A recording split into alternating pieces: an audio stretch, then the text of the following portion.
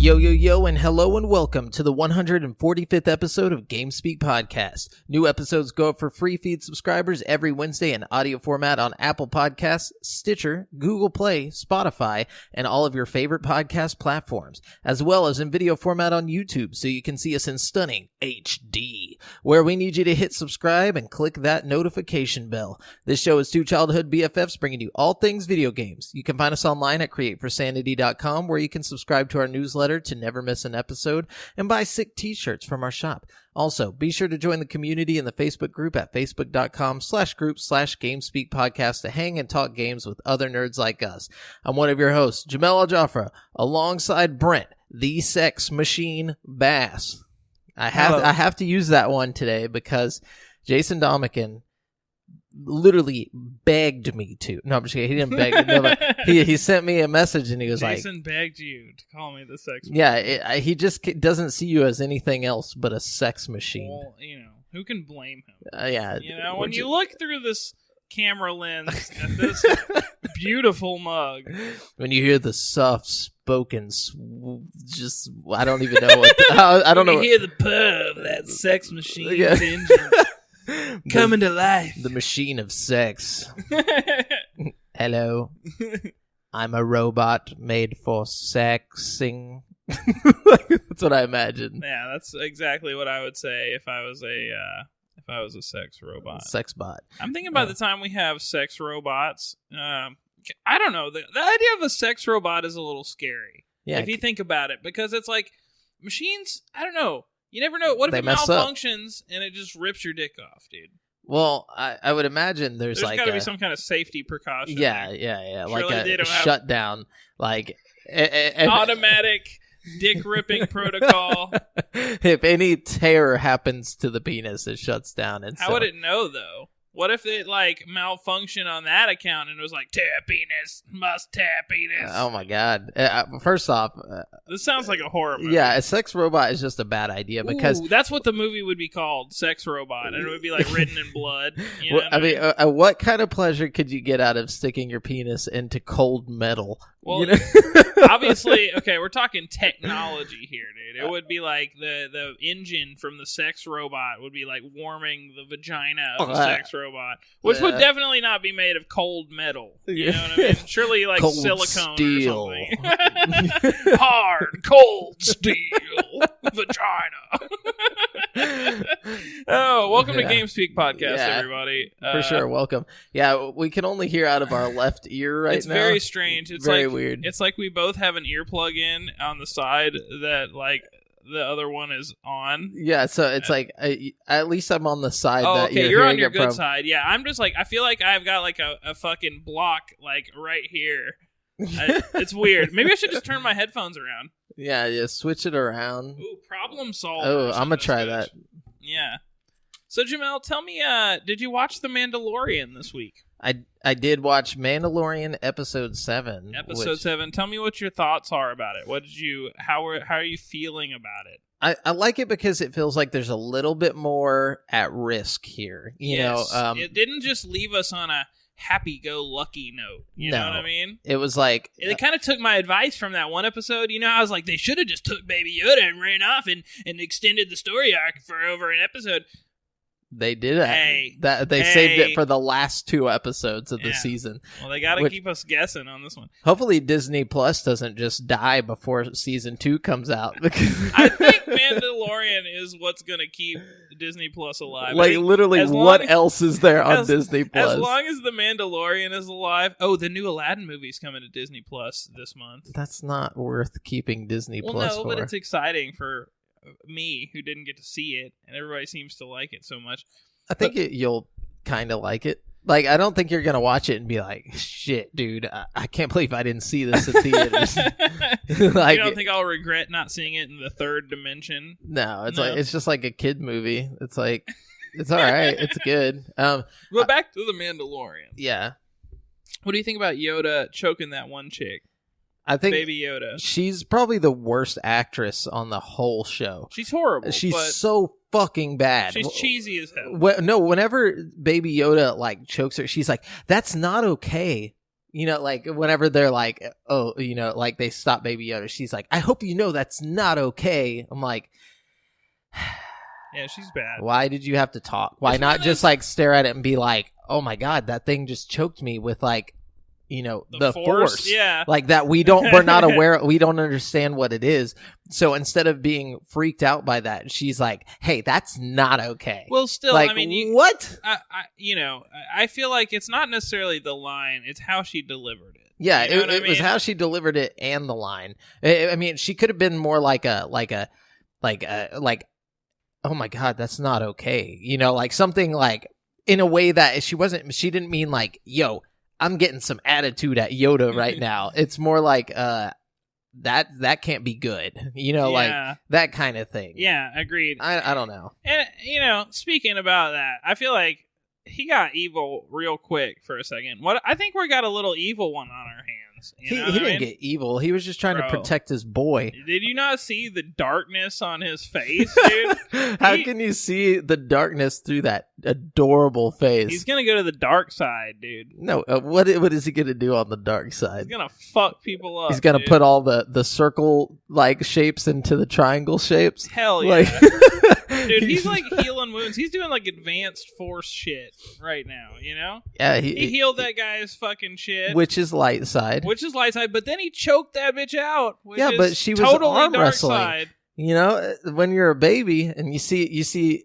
you know, this dude or this chick arm wrestling your dad, you know, like you don't know what's going on. I thought he was gonna help. I thought he was gonna like force push the arm at first. I think I would probably get up, hardcore, turn dude. off my TV, and walk away if that happened. Really?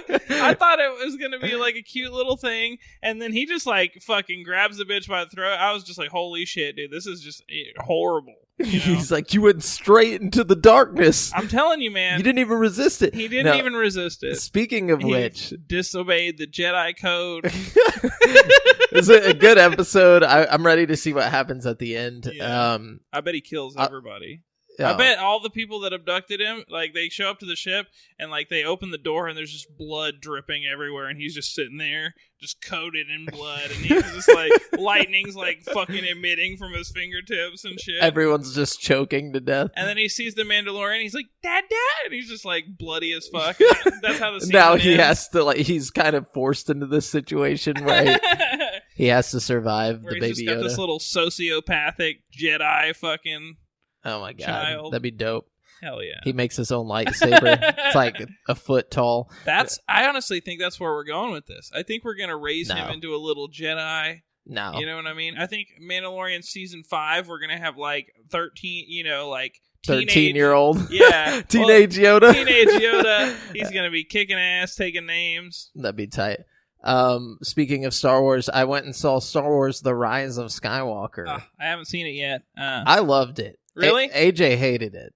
You know, I've been seeing a lot of mixed reviews, you know. Yeah, I thought it was great. It was far better than anything The Last Jedi did, in my opinion. But like, I'm open-minded. I'm one of those people that's like, I'm probably gonna like it just because it's another Star Wars. You know what I mean? I'm one of those people that are like, I like all. I just went in because it was fun. You know, like I left there feeling like I had a great time. Like this is no spoilers or anything, but there's a lot more C-3PO and so a lot of the older characters, a lot more focus on like Rey and Finn and Poe instead of having them split up, you know, like in Last Jedi where they were never like really together. Yeah, so like you see there's a lot more of them on screen together, and Chewie is back, you know, actually a character and not just like sitting outside with the porgs the whole time. Oh, hell yeah. Yeah, so like I'm excited really to good. see it, man. It seems like my kind of thing. I don't know. You don't like it? I generally like the Star Wars movies. I even liked the first one whenever everybody was like mad about Jar Jar Binks and shit. You know what I mean? I think everyone in our generation liked the Phantom Menace whenever we were kids. That shit was dope. Yeah, dude. It was, especially with Darth Maul. Like the 2 seconds Darth Maul was there is all that mattered. The scene where they have that little short lightsaber fight on Tatooine is fucking sick, dude. Like for sure. He's like, what was it, Master? He's like, I'm not sure. It's like, yeah. Like, oh, shit. It's a dude. Sith Lord. No, but Did you check out the Witcher TV show at all? I didn't. I've been seeing really bad things about it, though. Really bad things about it? Yeah, like even like GameSpot and IGN gave it bad reviews. Oh, everybody I've heard talking about it is liking it, and I'm on like the 4th episode, and it's pretty dope. You like it? Yeah. I mean, I believe you. I don't mean, know. like, the acting's really good, and the CG's really good, and the story is yet to, like, really take off for me, but I'm only on, like, the 3rd episode, and, like, the action has been carrying it for me. Like, it's choreographed really well. Like, the fight scenes are, like, excellent. It's kind of, like, got the feel of, like, one of, like, Daredevil. You know the Daredevil show? It kind of feels like that for some reason, and I like that. You know what I mean? That's good. Good action. Yeah. Man, okay, dude. So let me tell you this. I came into a little money for Christmas, which I'm excited about, but I was like, you know what? I'm going to put this money towards an Oculus Quest. You know what I mean? So I worked hard, and I saved up, and I got the amount of money that I needed. Okay. So yesterday, I was like, all right, time to get the Quest. And I, like, started looking. I was like, okay, where am I going to go get it? And I went to, like, I went everywhere. And they're like, we're sold out. I was like, okay, whatever. No biggie. I'll go online. You know what I mean? So I go online, and, you know, everywhere is sold out online, too. And I didn't know what to do. So, like, I looked everywhere, dude. Like, I went to Amazon, I went to fucking Newegg, I went to fucking eBay. Okay, eBay has them, but they're like $800. They're like triple the price. Double the price. Just hold on to the money. Well, yeah, that's what I'm going to do. But then I was like, okay, maybe my best bet would just be to like buy it from the Oculus store itself, because that's the only place even taking like pre-orders right now. So like I go to the Oculus store, and this was like 2 days ago. Okay, I go to the Oculus store, and it's like January 9th is the soonest I'll have it. I'm like, okay, that's not so bad. That's not that bad. So I was like, okay, I will look around a little more, and then I'll come back to that. So I looked around just a little bit more, and I came back to that same website, and I put the same order down, and it was like, the soonest you'll have it is February the 12th. I was like, fuck! Holy shit. I should have ordered it whenever it's a... So, you know, I'm going to get one. I think I'm going to get it through the Oculus store, but I probably won't have it until, like, after my birthday. You know what I mean? Did you already... like pre-order it? No, I have cash on me. You know what I mean? I was planning on buying it in a store somewhere. Well, now that you didn't pre-order it, it's going to be like July 9th, JAMAL's birthday. Right. Well, you know, okay, I have heard some stories online of people that have like purchased it and then it got it earlier. Yeah, significantly earlier. I think they just say like a really late time just in case, cover their bases, kind of, you know. Yeah, that makes sense. But it's amazing that it's so sold out. Like, everywhere I went, like, in person, I would ask, and they would literally, like, at least 3 or 4 times, they looked at me, and they would just scoff, like, ha! And they'd be like, sorry, kid, you're never gonna find one of those. You know what I mean? I'm like, well, like fuck. in Jingle All the Way when he's looking for the Turbo Man doll, and they all just laugh at him. It was just like the Turbo Man, dude. He's like, I like to get a Turbo Man, and they're like, this guy wants a Turbo Man. Dude, that's exactly how I felt all day today. Everybody was like, get a load of this guy. You think you're gonna get a fucking Oculus Quest? Hey, Jim, come here. This guy's asking for a fucking Quest. I didn't realize they were so in demand. You know what I mean? Yeah, like, dude, people want that Alex, dude. They want that. I think so. That Half-Life Alex. Remember we talked about the sales of like all VR headsets went up like because of the well, that's the Half-Life thing. Alex thing. You know, I went to Best Buy earlier, and they had like 10 Oculus Rift S's. You know what I mean? But they didn't have any Oculus Quests. Yeah, it's because it's cheaper. It's easier to get. You know, people want that cheaper, you know. True, but if you're trying to play Half-Life Alyx, you're going to need a real computer to go with it. It's not going to just come out on Quest. Like, you got to have Quest Link and like a dope computer. Yeah, but a lot of people have Quest Link, though. True, and I think Quest Link, okay, Oculus is a good, the Quest is a good option because like you can get the Quest and play it until you get a dope computer. You know what I mean? Like, you don't have to like get it at the same time as the dope computer. You can like space it out a little bit, which I think is kind of cool. Yeah. You know? Do you have to have a dope computer to play the games on there? Like, yeah. Oh, okay. More or less. I mean, it just has to run the Oculus specs, which isn't actually that bad. You need like 8 gigabytes of RAM. You know what I mean? You need, you know, a decent like chip. How many teraflops we talking? I don't fucking know. Just kidding. But like, I don't know what that I know means. to play Half-Life Alyx, like the recommended specs are going to be like 12 gigs of RAM and shit. Holy shit! So you really want like a powerhouse of a computer. Fortunately, I feel like good computers are getting cheaper. Yeah, for sure. I mean, at least like VR compatible computers. You know what I mean? Yeah. Did you do anything this week interesting? I guess there's not much news, so like I don't mind if this goes a little bit longer, unless you had like a shit ton of news that I didn't know not about. at all. I had trouble finding the news. Had the Me trouble too. finding the news. I had the trouble. No, so like I was part of a, like, I don't know if I talked about this last week. Did I talk about this last week where I was like part of a car accident? No. Oh, okay. So what like happened? I wasn't in the car accident. I was behind the car accident. You know, like, okay, so turning into my apartment complex, like you have to get into the median. So you have like all this Dangerous oncoming stuff. traffic. Yeah. So like I get behind this guy. It's at night. You know, I just got off work and I'm waiting for him to turn in so I can turn in. But he just pulls out while there's a truck with like a giant trailer heading straight towards us. Like there's no way he's going to make it in time. And he's just going drunk or something? I'm thinking so, but so like he turns, he's going just slow as fuck. And so I start honking. I'm like, dude, you're going to die. Like, and so I'm like honking at this dude, and that truck just didn't even see it, just plows through him, and he like spins around and ends up behind me. But there was a car waiting. It didn't hit your car? No. So, thank God. Yeah, right? No, and there was a car waiting to leave my apartment complex, like to exit out. So that truck plowed through his car, ended up swerving and then hitting that car into the ditch, and then flew into the ditch himself. And so I just pull in and I park, and I'm like, well, fuck, karma. You know, I need to go help these people. So like I park and I run over there, and like I'm the first person on the scene. These people are like trapped in their car. It's like dented all the way in where the guy's like knee is up to his face, and like there's a old lady in the passenger seat, and she's just like knocked out. She's like not even conscious. Oh no. And so like, did you try to get her out of there? Yeah. So me and the guy that was in the truck, we're like pulling on the door, like trying to get him out, and he's like, whenever I first got there, the guy's like, why'd you hit me? And I was like, I didn't hit you. I was like, I'm trying to get you out of your car. I'm like, unlock the door, like trying to get him out of, but none of the guy who like swerved into the other lane said that? No. This was the guy that was like trying to leave my apartment complex. Oh, okay. And so eventually, like, damn, while I'm trying to, that poor guy. He's like, why'd you hit me? Yeah. And so like, he's just chilling. Yeah. He had nothing to do with shit.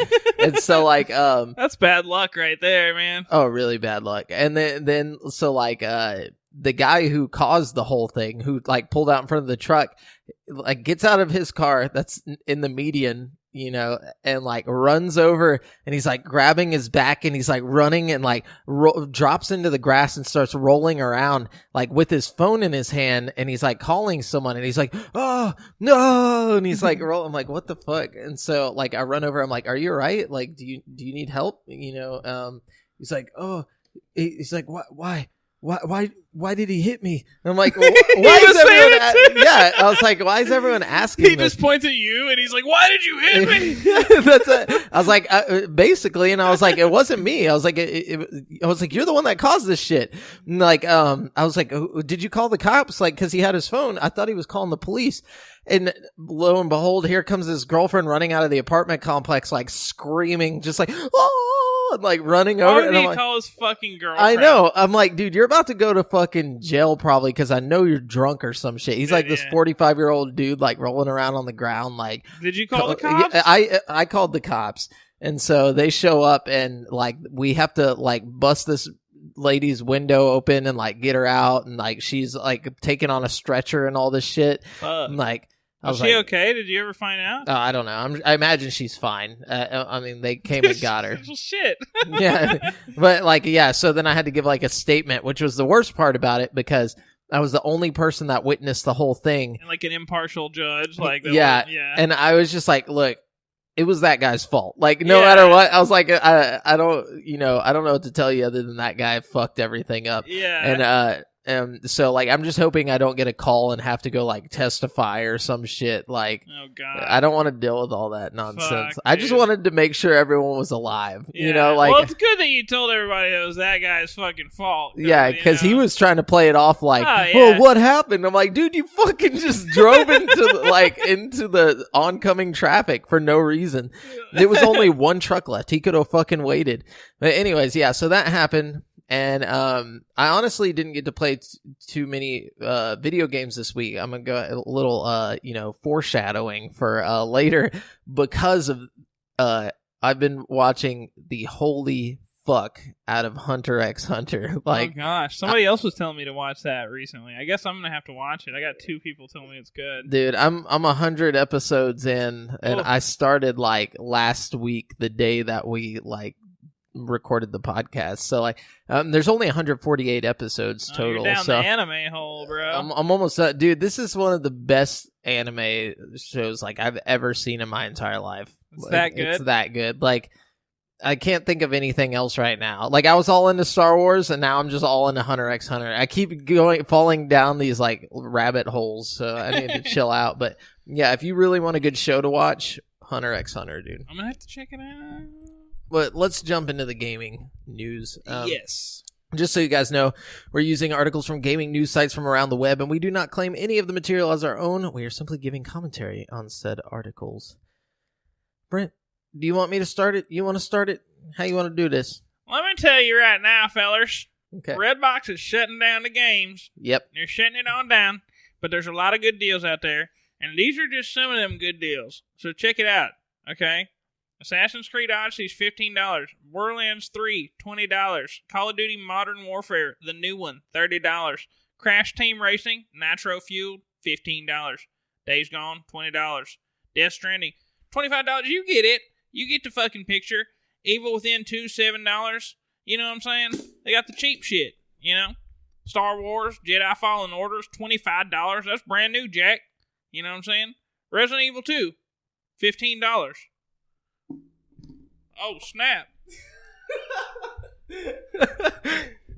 Oh, well. Oh, well. It is what it is. Yeah. We might have to, nothing wrong with that. My tobacco bong. Oh, Lord. Yeah, anyways. Yeah. Sorry, YouTube. Yeah, so might there's just a have lot to of good pull deals. the video on that one. I don't know. Nah, it'll be all right. I'll just like make it the screen a different size. We'll see. Nobody who's listening will even know what we're talking about. Just be a big blur.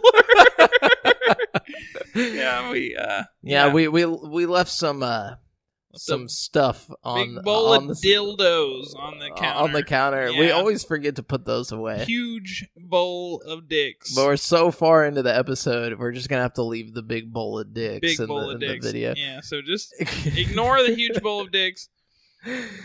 Anyways, that's a lot of good deals. I went and checked my local Redbox. Did you find any gems? There's like Mortal Kombat 11, and how much was that? I think I have it here. It was like $11. $18. No, it was cheaper than that. Cheaper than that? It was like $11. Are you sure it wasn't Mortal Kombat X, dog? No, it was 11, dude. Oh shit! It was for I Xbox. need that. And then there was a bunch of PS4 games, but I don't have a PS4, so I didn't even really look at them. My PS4's disk drive has stopped working. Oh, so it doesn't matter. Resident Evil 2 is only like $15 if you can find a Redbox that's got Resident Evil 2. Yeah, good luck on that shit. Dude, that's the jam right there, Yeah. bro. Anyways, Halo is gearing up for a big year in 2020 with the Halo Master Chief Collection continuing to release for PC and the planned launch of Halo Infinite alongside the Xbox Series X. In a new update on Halo Waypoint, developer 343 Industries has dropped some information about everything on the Halo slate, including the upcoming 2021 Showtime TV series. First up, the Master Chief Collection and Halo 5 are both offering double XP from now until the end of 2019. You'll also be able to unlock the ugly sweater 2-letter nameplate in the Master Chief Collection by completing one of these 2 objectives by January 6, 2020, which is complete without quitting 10 matchmaking, multiplayer and or firefight matches on snowy maps, beat the par score on any 2 snowy campaign missions. Updates are also coming to improve performance across the PC and Xbox One versions of the game. 343 Industries provides an update on Showtime's upcoming Halo show, which will star Pablo Schreiber from Orange is the New Black. He's porn stash. As Master Chief. Production on the show has begun, and a behind-the-scenes shot makes it clear that Halsey will feature in it. The show will be directed, at least in part, by Black Mirror's Otto Bathurst. Henry Cavill will play Spartan 117. Yeah, that might be better, honestly. An update was That would be kind of an update was also given on Halo Infinite alongside some new concept art. The team currently has split screen running internally, according to the post, and the game is confirmed as taking place after Halo 5. Forge will also return, and for the first time, it will feature undo and redo buttons, making it easier to edit together levels. Microsoft is pleased with the success of Xbox Game Pass, but is looking to improve the service going into the next console generation.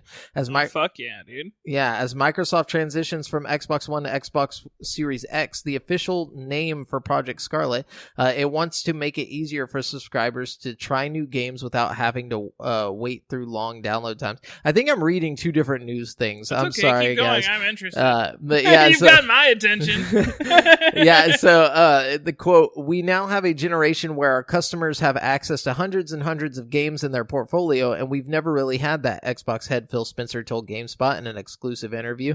"My portfolio of games is usually down to what disc do I happen to own right now, and what games have I purchased digitally. But if you're a Game Pass subscriber, you have access to hundreds of games, and your friends list has access to that same shared library of games," Spencer continued.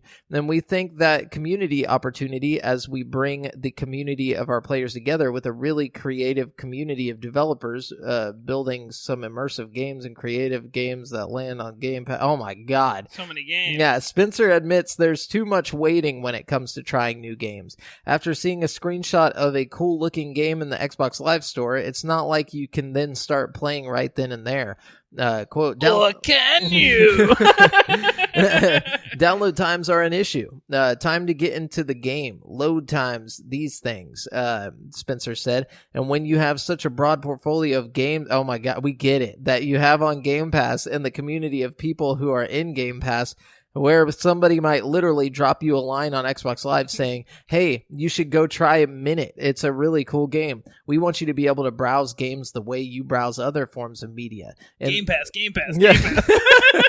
In this regard, like subliminally drill it into your it's brain. like Pokemon. No, in this regard, with Xbox Series X, Microsoft is focusing on cutting down on the overall load times of the platform, even to the point where you'll be able to keep multiple games suspended at once and load back into whatever you want to play next. Shit, dog. We're talking about multi-suspension games. I've actually wanted to do that before, because sometimes like I want to play some kind of like little offshoot, multiplayer game with friends, but I also want to have like my main like RPG that I'm biting into at the moment. Just like, chilling. Just chilling. Yeah. Yeah. No, I That's agree. pretty sick.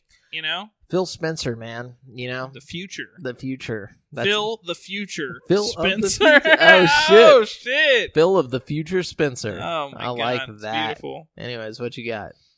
So checking out The Witcher author and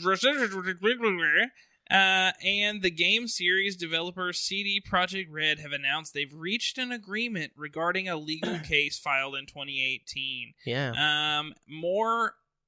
Even more than that, CD Projekt Red has said that they have basically got the rights to go ahead and do more games and graphic novels and stuff like that. So, that's exciting that they've resolved their issues and that CD Projekt Red can make another Witcher game if they so choose to, which I'm sure that with all of the popularity and buzz going on right now, that they will so choose to eventually. Yeah, of course.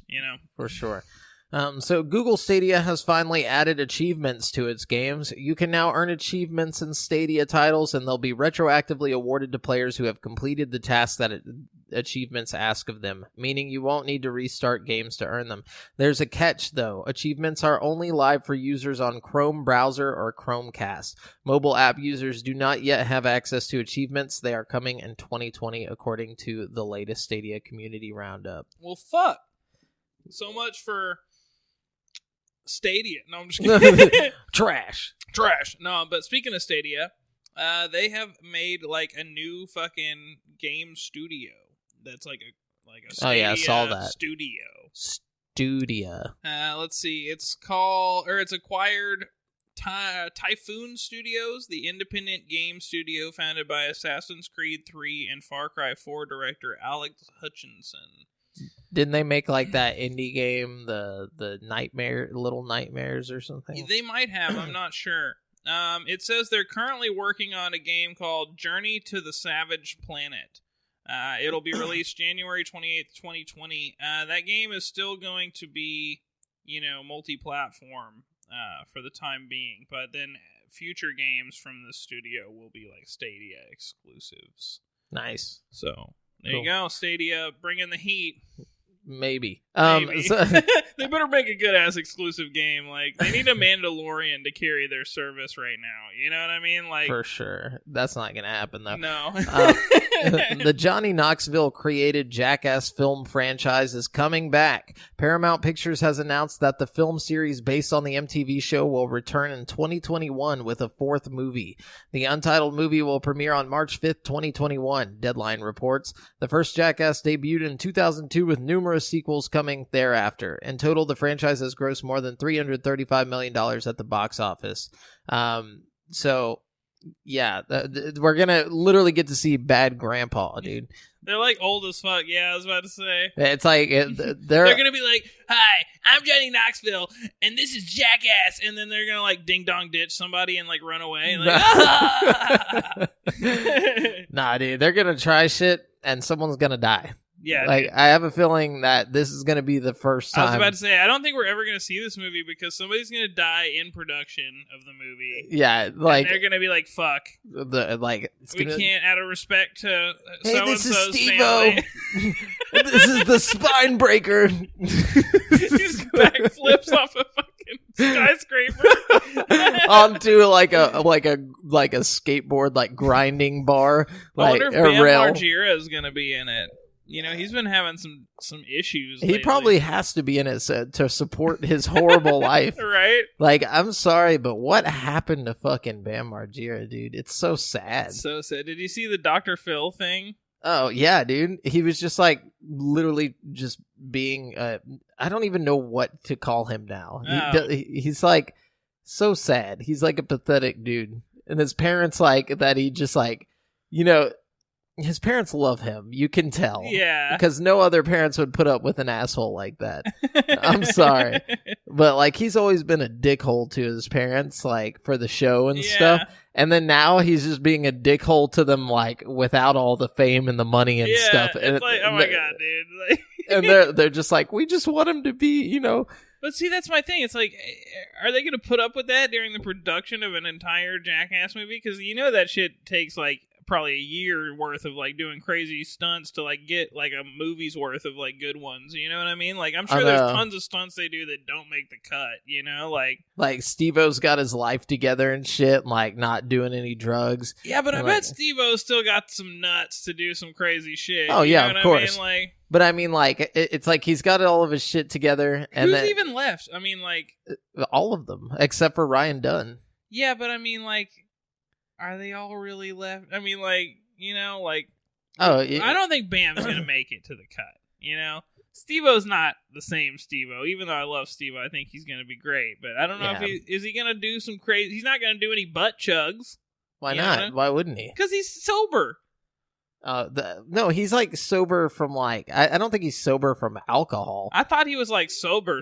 Oh, he might be sober. I think he was just sober from like cocaine and crazy shit. I still doubt he's gonna be butt chugging. That's true. You know? That's true. I mean, not like maybe it's like for the Jackass movie. This is Steve-O, and this is called the rehab breaker. We're butt chugging apple juice, baby. This is called no longer sober. That's just the whole movie. And just Steve-O like breaks his fucking sober streak and like spirals into addiction. Hi, I'm Steve-O. This is spiraling addiction. I want to see it. I just want to see what happens, you know? Like, I feel like the last movie was like a nostalgia trip because it had been so long. So what is this one? Like, you know, the last one was like, oh, we're getting the gang back together. This one's like, oh, we're getting the gang back together. The last one was good, though. That shit was crazy. I don't know. I think this one's probably going to be great. Right before Ryan Dunn died, too. Yeah. Or it was either right before or he died during, or while it was coming out. It came out. I think, okay. Sure. Yeah. Okay. Cool. Yeah. What you got? Pokemon Go's final community day, of 2019. Pokemon Go's first new community day of the new year. Okay. Has been announced. It's going to be coming January 19th. It's going to be happening from 11 a.m. to 2 p.m. We still don't know what Pokemon will be featured, but if you're like me, you don't really care. You just want them shinies. Oi. So get ready for that.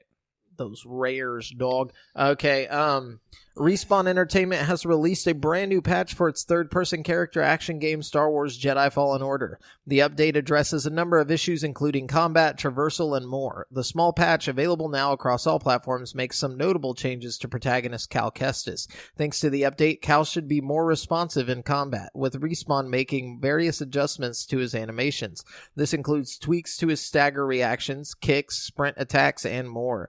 Ledge grabs and climbing has also been addressed in the new Jedi Fallen Order update. Respawn says both actions should function properly now. Elsewhere in the patch, Respawn made some adjustments to BD1's scanner. Cal's droid companion should now scan as expected. Well, yeah, okay. But yeah, so that's cool. That make the game smoother. Yeah. I've been waiting for that. I don't know. I already felt like it was pretty smooth, so I think it's going to feel like super smooth when I get back into it. You know what I mean? For sure. And I'm definitely going to play it again. I've been feeling like jumping back and give it the old run through again. It's not very long. Yeah. No. Winter is coming to Grand Theft Auto 5 as Rockstar Games has... Oh, wait, we already talked about that, didn't we? No, we didn't. Did we? Did we? No. No, Halo. They're giving out ugly sweaters in Halo, too. Well, you can get an ugly sweater on Grand Theft Auto right now, also. Oh, sweet. They're also putting snow everywhere in the map, and you can have snowball fights. That's cool. Yeah. It's the year of digital ugly sweaters. Totally. There's all kinds of new stuff, too, like weapons and armor and cars and Christmas-themed shit that you can get, so check it out. So, Microsoft doesn't believe that cloud gaming is going to replace console or PC gaming, at least in the short term. So when designing both Project xCloud and Project Scarlet, which is now officially named Xbox Series X, the company built the two to work together, not as separate systems for playing games. Just as Nintendo's... Yeah, of course. It's like PlayStation in their PlayStation Now or whatever, you know? I still think it's going to be the end of consoles. Just as Nintendo Switch is a console that can be used to play on the go, Project xCloud allows Xbox users to play their games while away from their home setup. We're not trying to tell people that xCloud is going to replace their console, or xCloud is going to replace gaming on a PC, or replace gaming on a Switch, or something like that. Xbox head Phil Spencer told GameSpot in an exclusive interview, but we do think that ability for me to take my gaming experience with me so that when I log in, all my friends are there, all my games are there, my saved games are there, my achievements and my library is with me is pretty critical. To that end, Project xCloud's platform is the same as the one for Xbox Series X, which Spencer says should make it easier for third-party developers to design their games and have it easily work for both the cloud service and the console, so they don't have to port to a new platform. If you build your game for Xbox Series X, it should work on on mobile devices, computers, and other systems that support Project xCloud. So it's like he's saying that it won't replace the console, but then he's basically saying it will replace the console, like in the same sentence. He's saying it's like it'll function as like the Switch functions. Like you'll have like a lower quality version of the game that's mobile, but then when you get home, you can like, play it on the real meat and potato. Well, see, the only thing with xCloud is that it's not that you're playing your own Xbox through your mobile. The difference between the PlayStation, like their little thing, and the Xbox thing is that the Xbox runs on its own servers. So like you don't even have to have an Xbox to play on xCloud. Right. So but like, I think the point is, like, okay, if you have a game that's supported on both, like, let's just say we're playing The Witcher. Yeah. Okay. Let's say you own The Witcher on your Xbox. Okay. Okay. But it's also on xCloud. Okay. Yeah. So all your like save status from would your transfer. game would transfer and stuff. But in the same breath, if you don't have it on Xbox, you could just start up a game on xCloud and play Witcher because it's on xCloud. Hell yeah. So that's what I'm saying but you're also going to get, I think you're going to run into a lot of the same problems as like Stadia with like a small amount of like latency and, things like that. I mean, it's probably not going to be perfect. From what I've heard, the people who have played xCloud have said it's like super badass. True, but it's because it's on those private servers and they probably have like a limited amount of people doing it right now. I bet once they open it up to like the public, yeah, the shit might be a little different. But that being said, I do think it's going to be better than Stadia just because Microsoft kind of knows what they're doing in this field a little better. Like they've had more experience with like internet gaming and, what it takes to do this kind of thing, I feel like. So since we're on it, Paranormal 09 sent us left us a comment on YouTube saying, "So I've been using xCloud for a month now, so here are my initial thoughts. Pros, great library, totally solid lineup, and immediately overshadows Stadia's lineup. Right, way more games than Stadia, right? Like 50 something. Right? Yeah. Also removes the wait to play games instantly, removes the wait to play games. It instantly loads up and ready. Wide support with Android for the preview with iOS support coming later. Cons, you need good internet. I tested on various internet speeds and you will need at least 40 to 50 megabytes per second. Even though their page states 10 megabit, or is it megabits whenever it's upload speed? I can't remember. I always say megabytes. Yeah, 10 megabytes minimum. I was still getting crappy input lag. It works all right over cell service, but I was about to say cell service is probably what I'd be using 90% of the time because I have like unlimited data. Yeah, he says it works all right over cell service, but I imagine 5G being the optimal cellular speed. He said with them wanting to include Game Pass into it, this will definitely be an important weapon in Xbox's arsenal. Only problem is people in rural areas with shitty internet won't be able to enjoy xCloud as much. Cheers, hope this was insightful. Very insightful. Thank you very much. Paranormal 09. Paranormal 09. That's interesting. Yeah. Shit. And it kind of makes me excited about the future. I can't wait to be able to just pull up my phone and just continue my game wherever the fuck I'm at. But just the old school in me is probably still going to buy me an Xbox. Yeah, of course. I just like having a big old box that I'm just like, Me too. It's my box. And at the end of the day, it's almost a collector's item. Like, I was sitting there earlier contemplating buying that Quest, and I was talking to Audra. I bounce all my ideas off of Audra, my girlfriend. And, I was like, Audra, should I sell my PSVR? And she's like, I don't know, man, because it's like the version 1. Like one day, maybe like years from now, you're gonna look back at that and be like, "That's like prototype VR shit right there." Yeah. You know what I mean? I'm like, you got a good point. For sure. So that's true. I think I'm gonna keep it for the Hall of Fame, and I'll probably play. I'm sure there'll be some more PlayStation exclusive shit that comes out on the next gen. That I'll want to get my hands on. Yeah, of course. Anyways, what you got? Oh, sorry. News-wise. Cadence of Hyrule has just received free DLC, Octavo's Ode, which is said to explore the true intentions of the villain Octavo and why he took over Hyrule. The new story content is available via free update, so you don't need to head into the eShop to download it from a list of content. Just update the game itself, and Octavo's Ode will be playable. Octavo is the villain of the main campaign in Cadence of Hyrule, so this story looks to add more context to his evil ways. And I think it's like a multi-part thing, so this should be like the first of a few different DLCs, so that's pretty cool. Nice. Speaking of DLC, are you on... You can go ahead and knock it out. I don't care. Oh, okay, sorry. Luigi's Mansion 3 is getting paid DLC with 2 multiplayer expansions that will expand the game out further.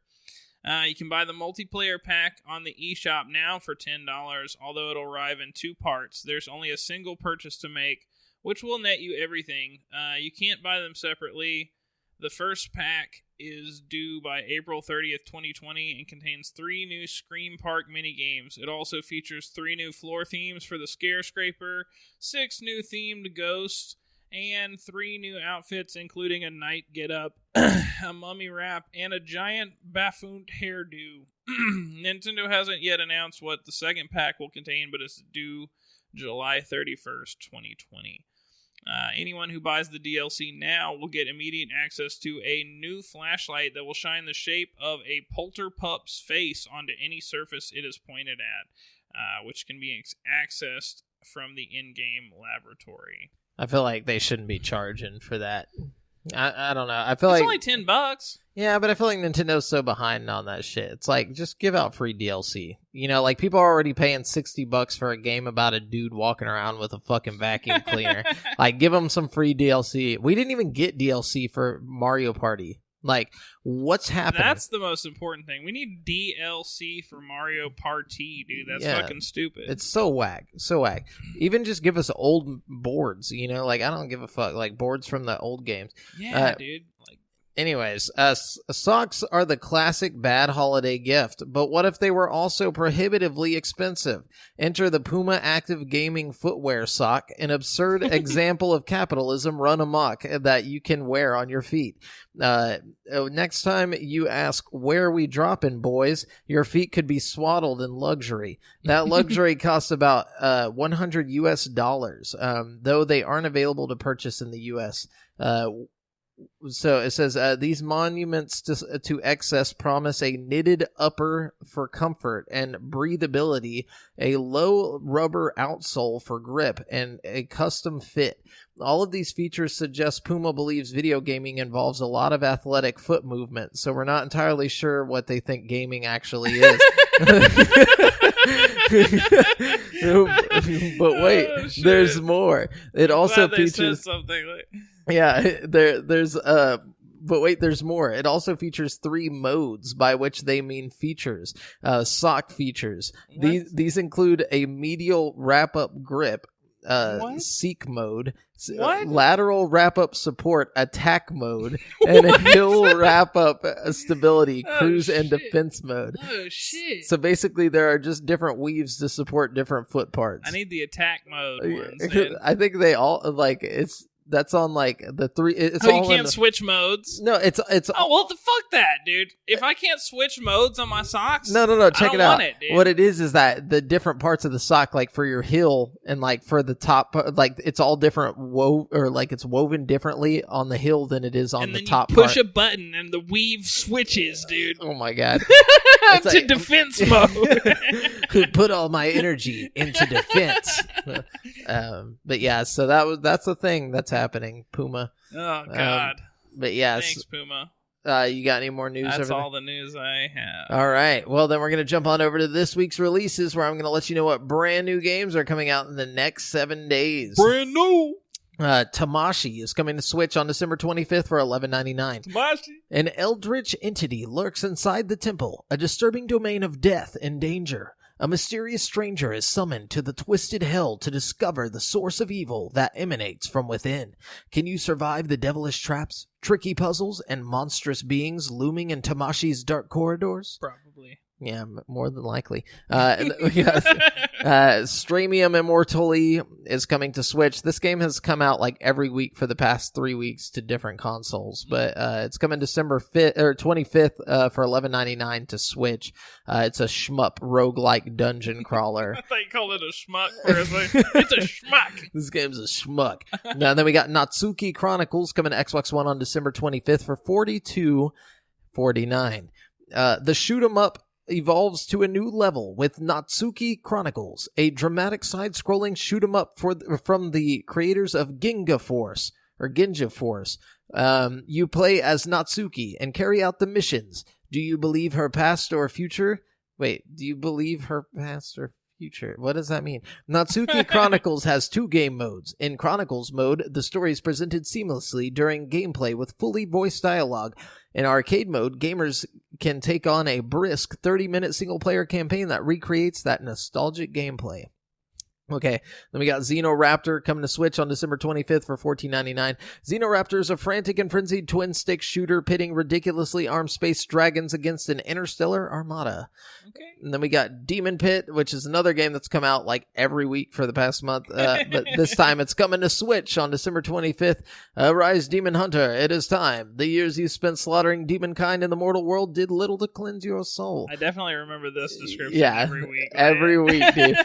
Your sins have been laid bare and you have been judged. You are damned for eternity. The Pit awaits. Inspired by the fast-paced FPS games of the 1990s, Demon Pit is an intense arcade-style arena shooter. And then we got Silver Falls. This is coming to the new 3DS. New 3DS, or the old-ass 3DS at this point. Welcome to GameSpeak. No, I'm just kidding. No, but so this is like the first game coming to the new 3DS. This is a new 3DS exclusive. It's coming December 26th. I couldn't find a price for this game, but a lot of people are saying that they're like this indie team was like, we're gonna take a chance and like just put it on the new 3DS, and it's like a Resident Evil type game, or like a Silent Hills type game. It says strange lights have been appearing in the night sky above Silver Falls, a quiet town high up in the mountains. Is it 3D? Yeah. When 3 mysterious objects fall from the sky, this secluded sleepy town becomes frozen in a moment in time. Strange radiation has turned local wildlife bloodthirsty. Only 3 people in Silver Falls seem to be unaffected. Holt, a composer mourning the death of his grandfather with a fishing trip. Annalise, an organizer for the annual Moose Steak Festival. And Moss, the local sheriff investigating reports of strange lights in the sky, must work together to figure out exactly what is going wrong in their town. Why are they being attacked by wildlife? Why has time seemed to have stopped? Using their wits and resources scavenged around Silver Falls, these 3 survivors must discover the mystery behind the 3 objects and return their town to normal. Silver Falls 3 Downstars aims to bring a horrific thrill to players in the style of classic survival horror games from the 90s and early 2000s. Limited ammunition and recovery items makes resource management an exciting challenge. Every fight with enemies can be a fatal encounter. Explore and search every corner of Silver Falls to discover a variety of weapons. Depending on the player's actions during the storyline of the game, the story will have vastly different outcomes. Locked in a single moment in time, various lives are in direct danger. By finding these endangered lives and finding a way to avoid fatalities, players can move the story forward and unravel the mystery of the 3 crashed objects. It sounds tight. It actually does. It makes me want to bust out my 3DS. I wish I still had a 3DS. I have a new 3DS, and it's going down. I'm probably going to buy this game. I feel like we'll be the only ones to talk about it. So, then Versus Balloon Fight is coming to Switch on December 27th for $7.99. Control a character to pop your opponent's balloons before they pop yours. Sounds easy, doesn't it? Don't be fooled by this game's simple premise or cute exterior. Underneath, you'll find a surprisingly addictive game with strategy to spare. And then Big Pharma is coming to Switch and Xbox One on December 29th for $29.99. Damn Big Pharma. Invading our games. Taking over. What if you had it in your power to rid the world of disease, to improve the lives of millions? Talked about like a week or 2 ago. Yeah, but now it's coming to Switch. Ooh, doggy. And Xbox. To ease suffering and cure the sick and earn a tidy profit. As the head of your own pharmaceutical conglomerate, you will have power, or you have this power resting in your hands. Will you use it for good? Being totally altruistic may not be the best business plan. The uncomfortable truth is there an ointment for that? Is that some remedies are more profitable than others, and illness is good for business.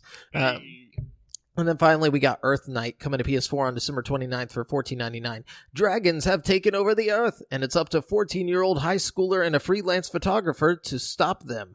Featuring luscious illustrated graphics and procedurally generated platformer challenges, Earth Knight takes place in a dystopian future just after the dragon apocalypse. Humans have been exiled to space, forced to live in orbit above the planet. Our heroes, Sydney and Stanley, have had enough.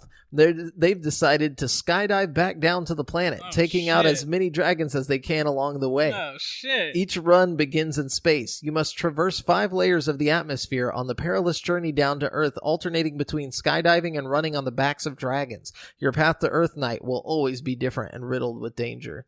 Okay, weird. Yeah, I heard that game is basically like, so you jump down, like you're skydiving, it's like third person, and like you land on the back of a dragon, and like the whole level is you running on the back of the dragon, like trying to like get down to the ground. I don't know. That sounds kind of cool. Yeah, it sounds like a cool premise, but sounds like it'd be tight in VR. Yeah. Oh, that would be tight. Anyways, yeah, that's it. That's all the games coming out in the next 7 days. We did get the games with gold for some of them for January. Really? Yeah. Let me check for PlayStation while you're doing that. Read slow. Yeah. Okay. So coming to Xbox One, we got Styx, Shards of Darkness, coming from January 1st through 31st. You still can get Insane Robots from December 1st till the 31st. You can basically still grab that, and you can also still grab Jurassic World Evolution until January 15th. And then for the Xbox 360, Xbox One game, Tekken 6 has been added. You can grab that from January 1st to the 15th. And you can still grab Castlevania Lords of Shadow Mirror of Fate HD until the 31st of December. Awesome. Yeah, we still don't know PlayStation's games. That's fine. I didn't even put all of the January ones on there because there's some that like you can't even grab till like the 15th or whatever. I'll talk about those when we get closer to them. Man, I really hope they do like the God of War game for PlayStation this week. I mean, not this week, but, next month. That'd be tight. That'd be sick. It's probably too new. Yeah, you've already played it, though. Yeah, I know, but I would like to replay it. And now I can't play any of my discs anymore. So. The sad. The sad. The big sad. Anyways, so we're going to jump on over to currently playing. Brent, I'm sure you've been playing a lot. I'm just going to go ahead and say I played a little bit more of Jedi Fallen Order. I'm still fighting Trilla. Fought her a couple times, and I was like, I don't have time for this. I'm going to go and watch some more Hunter x Hunter. So, I'm going to beat it, but, I wasn't in the mood. Are you going to beat it? No, I'm just kidding. I even thought about, just lowering the difficulty level down a little bit just so I could finish it, and I was like, no, I'm not going to do that. I was like, I'll come back whenever I'm really, when I want to beat this. You're going to do it, and you're going to feel good about yourself. Yeah. It's doable, because once you do it, you're done. You know what I mean? Yeah. That's it. I keep getting super close to it, and then I just get pissed off because of how close I got, so I'm just like, all right, I'll just come back later. Oh, man, I know you can do it. Yeah. I feel you, though. I have been playing Sekiro still. I always make, big chunks of progress and then get stuck at, a fucking really hard boss. That's, my game progression with this game. You know what I mean? There's always, one boss that's, a big skill check for me. You know what I mean? And, up until this point, I've been able to beat them. But then, recently, okay. So, I'm at a point in the game, I won't spoil too much, but I'm at, an optional point at the end of the game. That's kind of, a secret thing that I managed to find. And there's, this hard-ass fucking boss fight at the end. And, I know I can beat him because I fought bosses that I feel like should be harder just because of the crazy way they move and shit, and I've just managed to find a way to beat them. You know what I mean? And this guy's got semi-predictable attack patterns and shit, but he always does one sweeping move that insta kills me, even if I have a full health bar. Damn. You know what I mean? And, like, I always get hit by it at, like, the last second. But I know if I just, like, focus... I've, like, taken his first health bar off, like, twice out of, like, the 100 times I fought him. And he's got 2 health bars. You know what I mean? And, like, one of the 2 times I got his second health bar pretty far down. So I think I can do it. But, man, he's fucking hard. I'm thinking about... Because, like, like I said, this part of the game that I'm in is, like, an optional part of the game. I was thinking about going back to the main part of the game for a little bit and trying to get, like, my health up a little so he can't, like, one-shot me with that move, you know what I mean? Come back when you're stronger. Mm-hmm. Because it's a lot like Jedi Fallen Order in the respect that, like, you know, as you, like, progress, you get just better and better. You get, like, more moves and, like, you get the little, like, life things, like, more of the little... Really? Yeah, it's actually, like, almost exactly like Fallen Order, Jedi Fallen Order. Like, the way it plays, like, the way you rest at the things. The only difference is in Sekiro, you can fast travel, thank fucking God. But you don't have a map, which is, like, a pain in the ass also. So it's like the trade-off is real. It's like, would you want to fast travel or have a map? You know?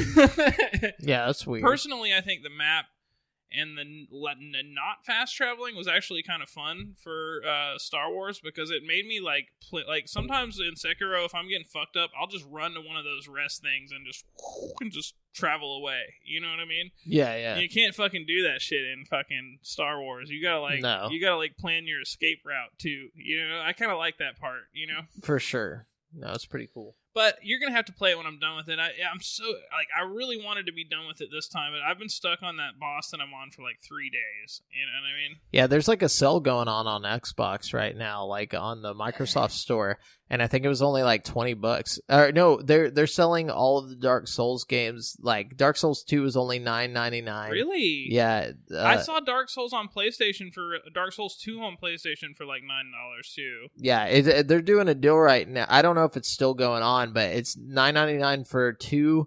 It was $9.99 for it was $14.99 for 3. Really? And then $19.99 for the remaster of the first game. I'm thinking about going back and playing those after this because I'm kind of like everybody's told me that like okay, my biggest problem with Sekiro is like you have to master 3 things. You have to master deflecting, dodging, and jumping over sweep attacks. Yeah. And deflecting and dodging are natural. They feel like something you do in every action game. So I'm good at those, you know?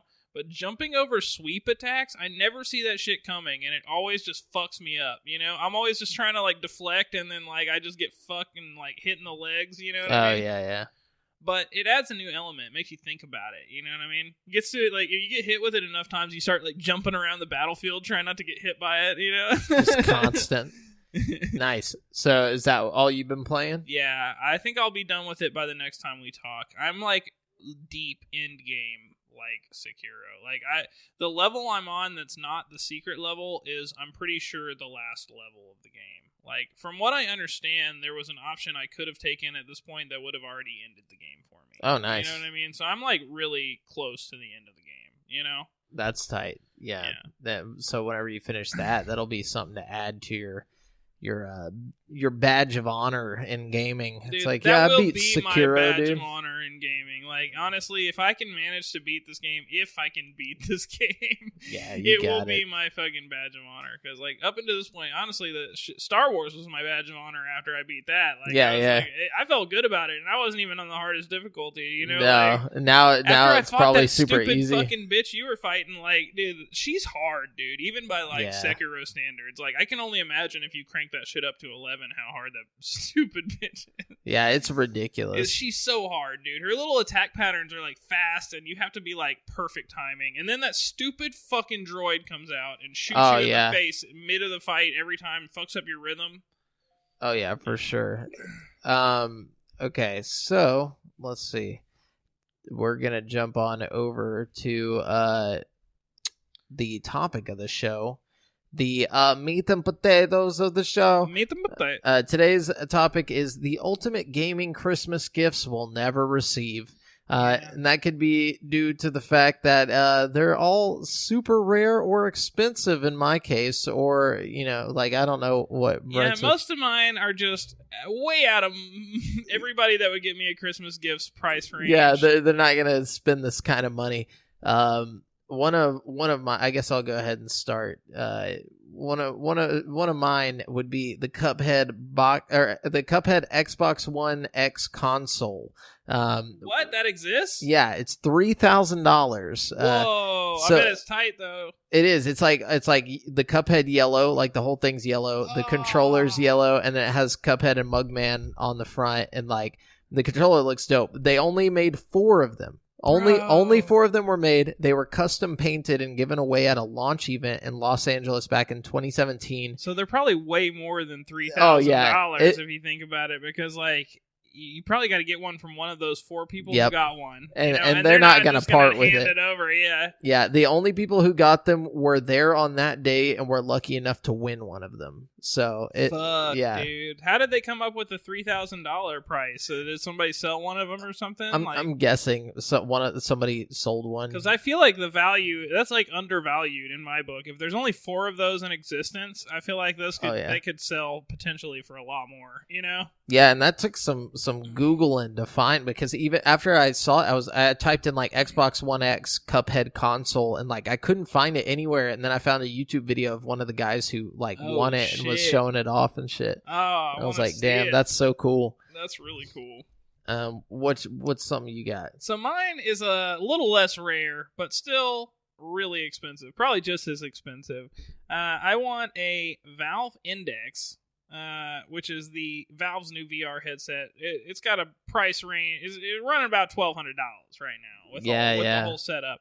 And then, of course, I got to have a dope-ass computer to run it. So I'm probably not even going to say this right, but I want an Asus ROG Strix GL12 and a huge-ass room to play all this in. Yeah. That fucking computer, I looked it up. It's got like 32 gigs of RAM. It's like a $3,000 computer. It's a banger, dude. Yeah, that's so. Like, I'll just go ahead and throw mine out. I wanted like the full Oculus VR PC setup with the Omni Virtuix and haptic feedback vest. Oh shit! Yeah, I figured it would probably be around like $7,000 for all of that. But the Virtuix lets you fully run around your favorite games in VR. It uses an ingenious omnidirectional treadmill to account for the player's movements. Explore Tamriel, the Commonwealth, and numerous other worlds at your own pace. That's fucking sick. Yeah. The only problem is you have to have like a mod that works with the game. You know what I mean? Oh like, yeah, of course, because I'm sure they're not designing it to work like that. Yeah, I mean, obviously, if they're saying Tamriel and Commonwealth, then that means it works with Fallout 4 and Skyrim, which is more than enough to keep you entertained for a good minute walking around with that thing. I mean, imagine, you could get some exercise jogging through fucking Fallout. You know what I mean? Yeah, and the haptic feedback vest is pretty cool too. So like you can feel where you're being shot from and stuff like that. I actually have a friend who has one of those, and he said the biggest problem is that most developers don't support it. Yeah, they don't support it. But once those become common, like in people's homes, that's when they'll start doing it. Totally. And he says the games that do support it are really cool. Like he's got like a military game where like if you get shot, like you can feel it in different areas. So like if somebody's shooting you from the back, you like know it's coming from the back. Yeah. You're like getting hit in the back, you like turn around. That's so cool, dude. Okay. This is what I want. You remember the Silent Scope arcade game with the fucking gun attached to it? Yeah, dude. I want that in my house. I want the whole arcade cabinet for Silent Scope EX in my house. That would be tight. That would be really cool. Just have like a whole room dedicated to like classic arcade games. Yeah, I looked them up. They're not cheap. No, not at all. But they're very, very cool. Yeah, that's a good one. I put that I wanted every N64 game, including the region lock titles. Just because like that's one of my favorite consoles of all time. I have so much nostalgia for it. And like every time I see an N64 cartridge, I just get super happy for some reason. Like, and I just want to have them all. Like that would be so sick to just have a whole room of your house where like the wall decorations were just like N64 cartridges that you could take on and off the wall and like play them. Or but I want all the boxes too. Like that's the last time the boxes were great. Yeah, they were just boxes. It was literally cardboard. Like nowadays, like everything comes in like a plastic case, you know.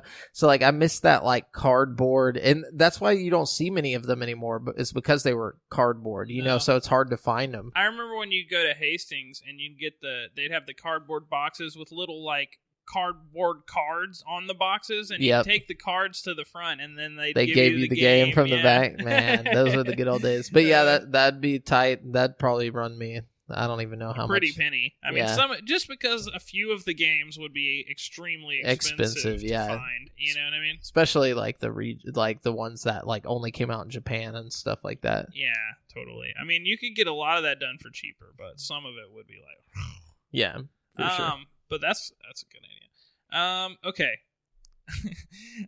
You know, a lot of my search led me to crazy like collector's editions of games. Oh yeah. So I narrowed it down to my 2 craziest collector's editions of games. So I'll just lay them both on you real quick because they're just, I don't know, they're ridiculous. Okay.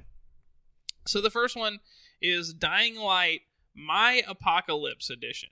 Did you see this? No. Okay, so the price at launch was $386,000.